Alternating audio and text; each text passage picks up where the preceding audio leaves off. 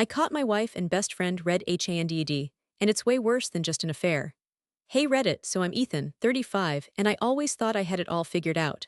Good job, loving wife, solid best friend. Turns out I was blindly trusting and they were both playing me for a fool. My parents raised me to be loyal, almost to a fault. Now I'm wondering if that's what made me such an easy target. There's a power imbalance here for sure.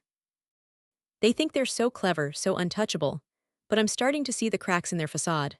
Should I confront them? Or do I play the long game? This is gonna get messy. I was burning the midnight oil, pushing to hit a deadline for this massive project launch. Stressed as hell, but focused. Then, ping, my phone buzzes. Home security alert. No big deal, probably just a stray cat triggering the motion sensor. I pull up the live feed on my phone just to check. And there he is, Liam, my best friend, inside my house, at 8:45 p.m. He walks straight to my bar cart and grabs my prized bottle of Pappy Van Winkle. My stomach drops. Why the hell is he in my house helping himself to my bourbon? Then not 2 minutes later, Chloe walks in. My wife. The book club she swore she was at? Yeah, right, the way they greet each other. It's not platonic. A lingering hug, those shared glances, the whispered words I can't hear but can feel in my gut. It's like a punch to the chest. Nausea rolls over me. This isn't just friendly. This is intimate. They're comfortable, casual in my home, drinking my bourbon. The disrespect, the betrayal, it's a physical blow. I felt like I could actually vomit. This wasn't just infidelity, it was a calculated violation of everything I held sacred. They were laughing, clinking glasses, like some twisted inside joke I wasn't privy to. In that moment, everything shifted. The world tilted on its axis. I knew with a sickening certainty that my life would never be the same. Okay, so I did it. I confronted them. And it went exactly as badly as I expected. Worse even, I feel like I'm losing my mind. I waited until the next night. Chloe sauntered in, all smiles and sunshine like nothing was wrong. I asked her how book club was. She launched into this whole spiel about the new author they'd discussed, totally oblivious or just a fantastic actress. My hands were shaking, but I kept my voice even. Oh, really? That's interesting, because your sister called earlier. She said she'd been trying to reach you all evening. Something about needing help with your mom. The color drained from her face. Liam, who'd been lurking in the kitchen seriously, why was he always there, strolled in all casual. Dude, what's up? Don't make this weird. Weird. My best friend was in my house, drinking my expensive bourbon with my wife, and I'm making it weird. I pointed at the security footage on my phone, the timestamp clearly visible. Then explain this. Liam in my house with my wife at 8:45 last night, while she was supposed to be at book club. Chloe scoffed. Oh my god, Ethan, we were just hanging out. Liam needed to talk and I came home early. You're making a huge deal out of nothing. Liam chimed in with this infuriatingly smug grin. Yeah, man, just chill, we're all friends here. Friends? Are you kidding me? My blood was boiling. Friends don't sneak into each other's houses and drink their top shelf liquor while their wives are supposedly out, I spat. And friends certainly don't look at each other like that. Chloe rolled her eyes. You're being paranoid. Seriously, Ethan, you need to relax. Why are you so insecure? Insecure? They were gaslighting me right in front of my face. My chest tightened, I could barely breathe. I felt this wave of dizziness wash over me. The room started to spin. This wasn't normal. This wasn't a disagreement. This was orchestrated. They had their story straight and they weren't budging. They tag-teamed me, minimizing, deflecting, twisting everything around. I was the crazy one. I was the problem. That's when I knew. This wasn't just a fight. This was a whole different level of messed up. I'm trapped in some sick, twisted game and I don't know the rules. I just know I'm losing. Badly. Someone tell me I'm not crazy. Please. 3 months later and I feel like I'm living in a nightmare I can't wake up from. The gaslighting has become relentless. Chloe's defensiveness about her phone is through the roof. Password changes, hiding the screen whenever I'm around, disappearing into the bathroom to take a call. And Liam. He's become a ghost. Poof, gone whenever Chloe isn't around. It's like they're intentionally rubbing it in my face. The unexplained credit card charges, those keep piling up. Fancy restaurants, spa treatments, jewelry stores, places I haven't been to with her. It's sickening. I'm starting to doubt myself. Am I being controlling? Am I imagining things? Am I actually losing my mind? I feel like I'm going crazy. The constant anxiety is crippling. I can't sleep, I can't focus at work. My performance is slipping and my boss has noticed.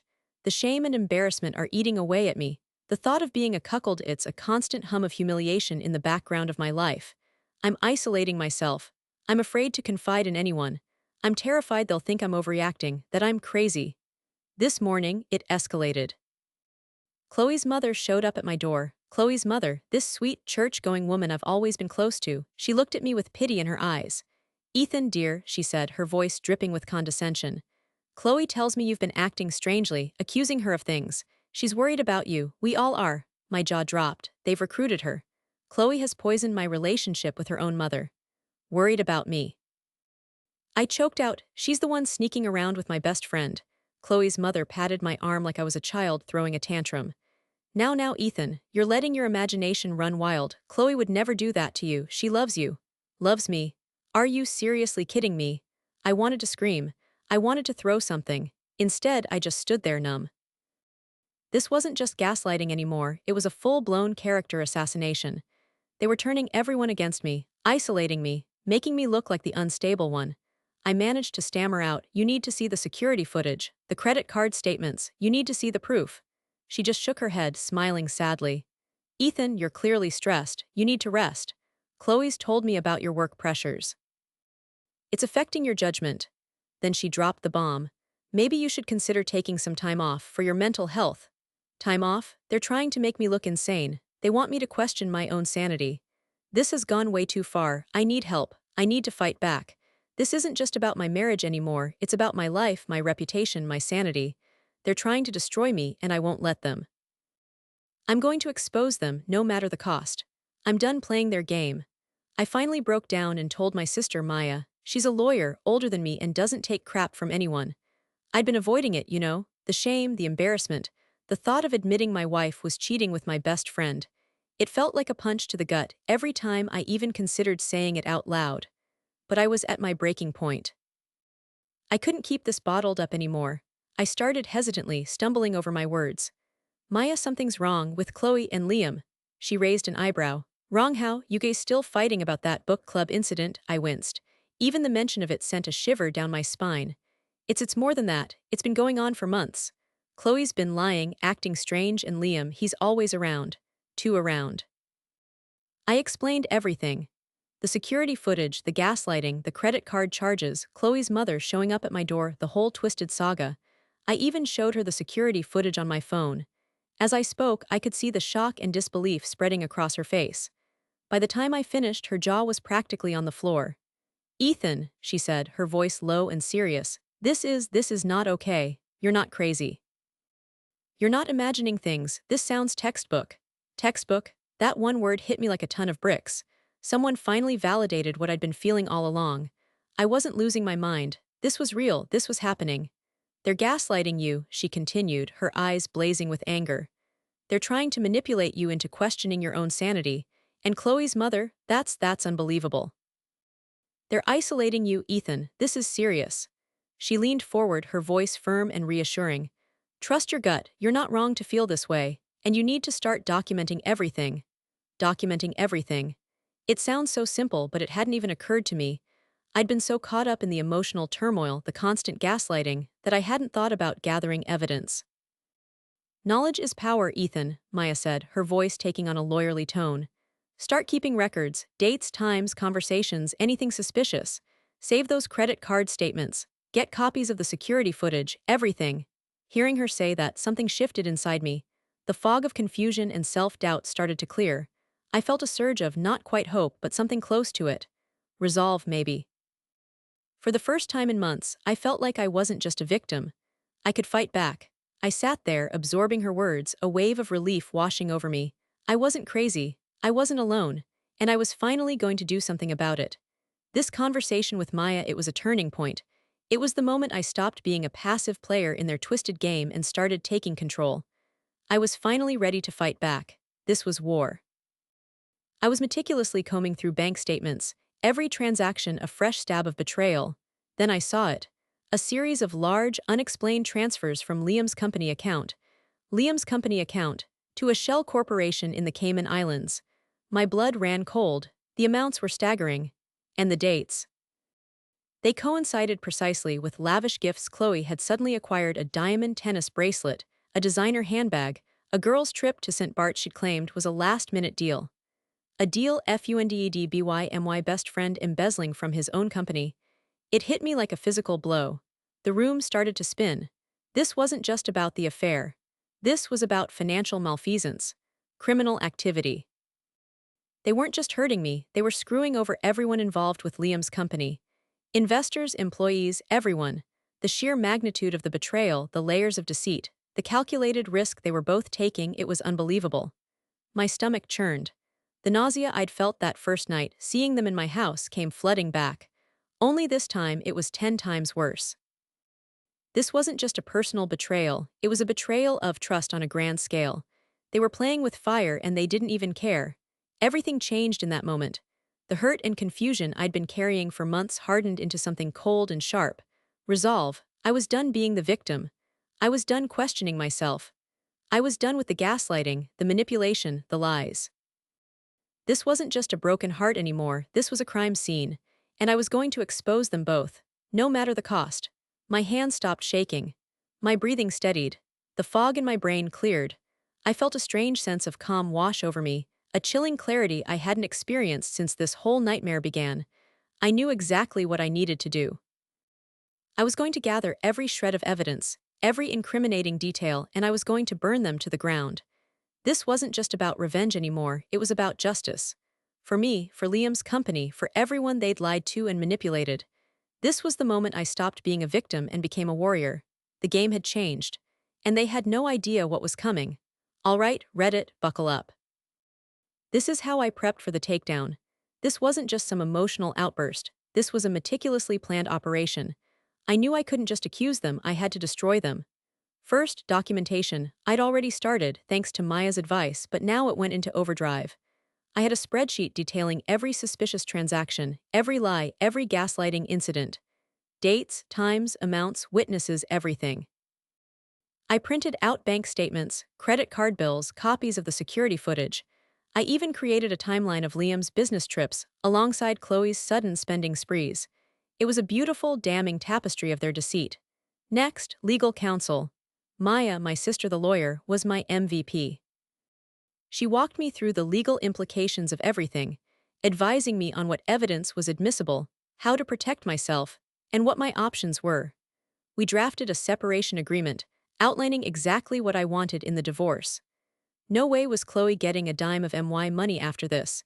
We even consulted a forensic accountant to analyze the Cayman Islands transfers. This wasn't just about catching them, it was about making sure they couldn't squirm out of it. Then, the nuclear option. I drafted an email containing all the evidence, the affair, the embezzlement, the whole 9 yards. I attached the bank statements, the security footage, the forensic accountant's report, everything. This email was addressed to Chloe's family, Liam's business partners, our mutual friends, everyone they cared about. This was my insurance policy. I set up a delayed send, triggered by a specific date and time. If they tried to deny, deflect, or gaslight me during the confrontation, boom. Email sent. Reputation ruined. Game over. Finally, mental preparation. This was the hardest part. I had to detach. I had to become a cold, calculating machine.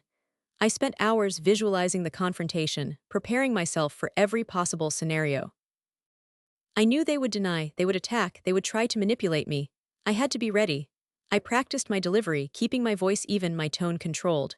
No yelling, no accusations, just cold, hard facts. I had to show them and everyone else that I wasn't the broken, pathetic husband they thought I was. I was in control.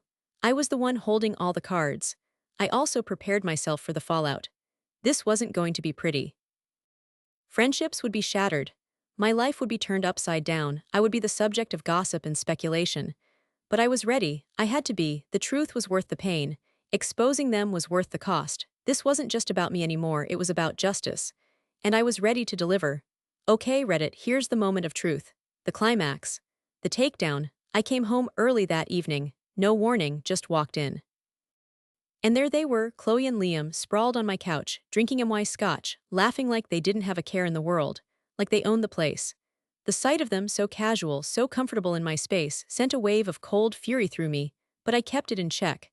I took a deep breath, my heart pounding against my ribs, and closed the door behind me. The click echoed in the sudden silence. Their laughter died. They both looked up startled. Ethan, Chloe said, her voice a mix of surprise and guilt. Maybe, it was hard to tell with her. Liam, ever the smooth operator, raised his glass in a mock toast. Hey man, what's up? Didn't expect you home so early. He tried for a casual grin, but it faltered under my gaze. I didn't say a word. I just walked over to the coffee table and placed a thick stack of papers down the bank statements, the credit card bills, the forensic accountant's report. Then I set my phone down next to it, the security footage queued up and ready to play. The silence in the room was thick enough to cut with a knife. Chloe's eyes darted nervously between me and the papers. Liam's face paled. He set his glass down a little too forcefully, the clink echoing in the tense silence. What is this? Chloe stammered, her voice barely a whisper. I looked at them both, my voice calm and steady. It's everything, it's the truth, it's the end of your little charade. I then laid out the entire story methodically, dispassionately. The affair, the lies, the gaslighting, the embezzlement. I showed them the transfers, the dates, the corresponding purchases. I played the security footage, their intimate greetings and whispered conversations now damning evidence of their betrayal. I explained how Liam had been funneling money from his company to fund their lavish lifestyle. I didn't raise my voice, I didn't yell. The cold, hard facts spoke for themselves. The turning point, when I revealed the email. I showed them the recipients, the attached evidence, the scheduled send time. That's when the panic set in. Chloe's composure finally cracked. She burst into tears, hysterical denials pouring out of her. It's not true, he made me do it, he threatened me. Classic, blaming the other man. Liam, on the other hand, tried intimidation. He stood up, his face red, his voice low and menacing. You think you can get away with this, Ethan? You have no idea who you're messing with. I just looked at him, unflappable. I think I have a pretty good idea, and I think your business partners and the authorities will be very interested to hear all about it. That's when I said it. The line I'd rehearsed in my head 1,000 times. The line that cut deeper than any yelling or accusation ever could. I'm not angry, I said, my voice quiet but firm. I'm disappointed. I built my life on loyalty and trust, and you both treated it like a joke. The look on their faces priceless. Chloe's wails turned into choked sobs. Liam just stared at me, his face a mask of disbelief and dawning horror. The power dynamic had shifted. They were no longer in control. I picked up my phone. I'm giving you 5 minutes to pack your things and leave. After that, I hit send. And that Reddit is how it all came crashing down. They were exposed. Their lies were revealed. And I was finally free. It's been 6 months since the night I blew up my life. The fallout was immediate and nuclear. The email went out, friendships imploded. Chloe's family disowned her, not surprised, they're old school. Liam, criminal charges for the embezzlement, professional ruin. His reputation, shredded, serves him right. The divorce was finalized a few weeks ago. I kept the house, the car, everything I worked for. Chloe walked away with nothing but the clothes on her back and a mountain of shame. Good riddance. There were some unexpected casualties. Some mutual friends sided with them, seriously. Blew my mind. They bought into Chloe's poor me, I was manipulated act. LIARS. I lost some people I thought were ride or die, that stung. But you know what? It clarified things. Showed me who my true friends were. And the ones who stayed, they've been my rocks through all of this. Couldn't have done it without them. Shout out to my sister Maya, my MVP throughout this whole mess. She's a beast. I'm not gonna lie, the first few weeks were rough. Grief, anger, confusion, the whole spectrum. Therapy helped, a lot. It forced me to confront some hard truths about myself, about my tendency to trust blindly to avoid conflict. I realized I'd been so focused on maintaining the image of a perfect life that I ignored the glaring cracks underneath. Never again. I'm still rebuilding, it's a process. Dating is interesting. Lots of baggage to unpack, both mine and theirs. But I'm learning, setting boundaries, trusting my gut, putting myself first. I'm not the same person I was 6 months ago. I'm stronger, wiser, and I'm finally free. This whole experience, as horrific as it was, taught me a valuable lesson. Loyalty is a two-way street. And sometimes burning it all down is the only way to rebuild. So Reddit, what do you think? Anyone else been through something similar? How did you handle the fallout? Any advice for navigating the dating world post-betrayal? Hit me with your wisdom.